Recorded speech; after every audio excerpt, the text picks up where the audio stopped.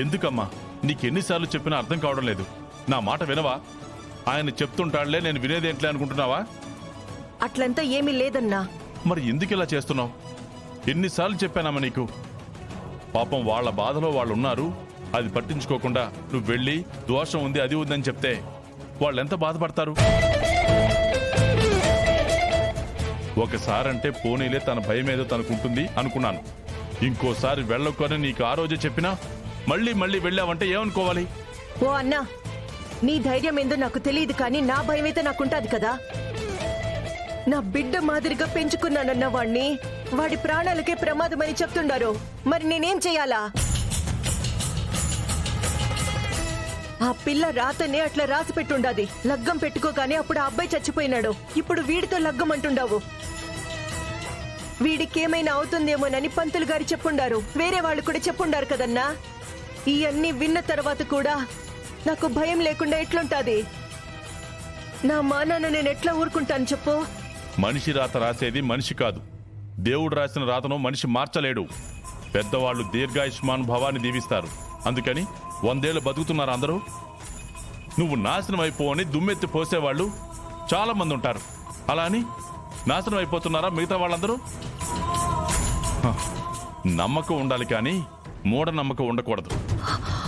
అట్లంతా నా మనసుకి నేను సర్ది చెప్పుకోలేకపోతుండానన్నా. కళ్ళ ముందు ఒక ప్రాణం పోయి సాక్ష్యం కనిపిస్తా ఉండాది. అయ్యో, అదే పరిస్థితి రేపు నా అల్లుడికొస్తే నేను కాదు, ముంగట నువ్వు తట్టుకోగలవా?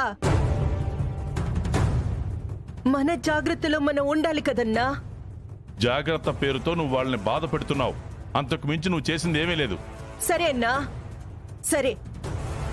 ఈ పెండ్లి వద్దని నేనెంత మొత్తుకున్నా నా మాట మీరు వినరు. కనీసం ఆ దోషానికి పరిహారం అన్న చేయనివ్వండన్నా. అన్నపూర్ణ,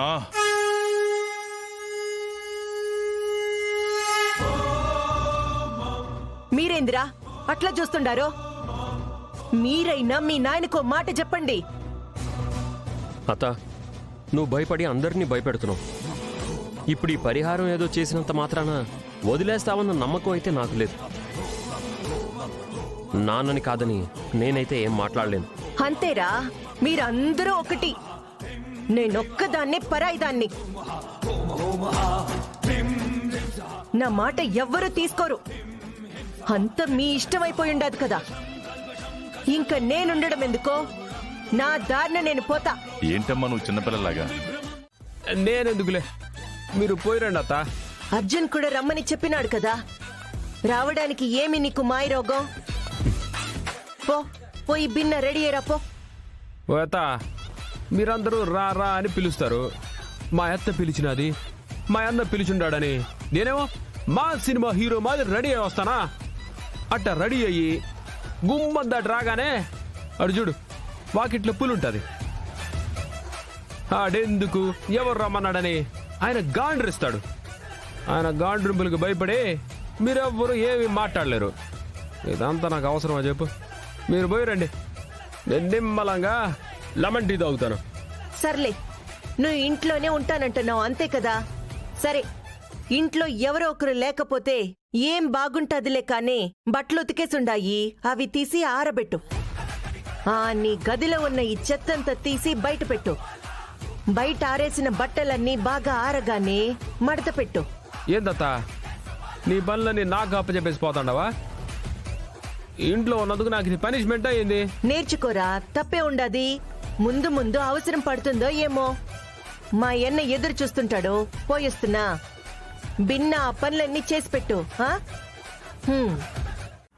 వైశాలి, కొంచెం ఆగు. ఎందుకంత ఆవేశం? ఆవేశం కాక ఇంకేం మిగిలిందత్తా? మనం ఏదనుకున్నా అది జరగడం లేదు. మన ప్రయత్నంలో లోపం లేదు కదా. ఈ పెళ్లి చెడగొట్టడానికి చేయాల్సిన పనులన్నీ చేశాం. జాతకాలు కుదరవని చెప్పించాం, ప్రాణగండం ఉందని చెప్పించాం.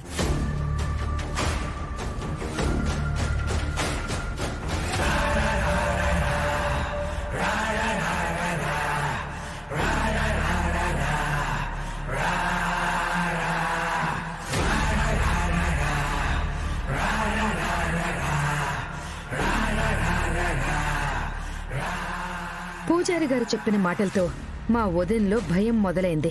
ఆ భయం అలాగే ఉండాలి. అప్పుడే ఈ పెళ్లి జరగకుండా మా వదిన అడ్డుపడుతుంది.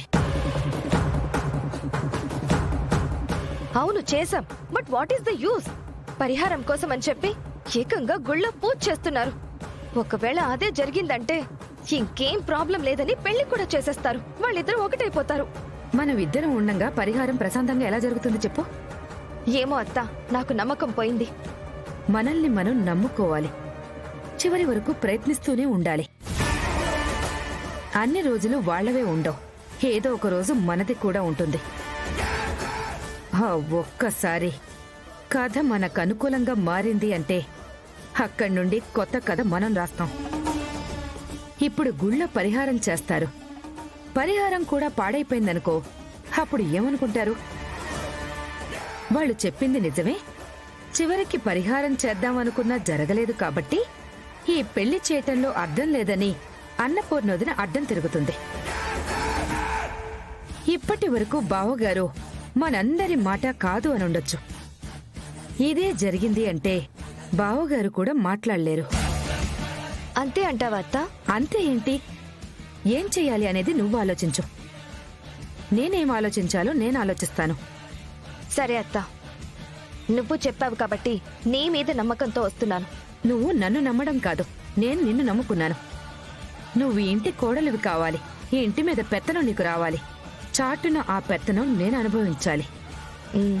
ఓకే, వాళ్ళు గుడికి వెళ్తున్నారు. త్వరగా బయలుదేరదాం పద. అది అలా అన్నా బావుంది.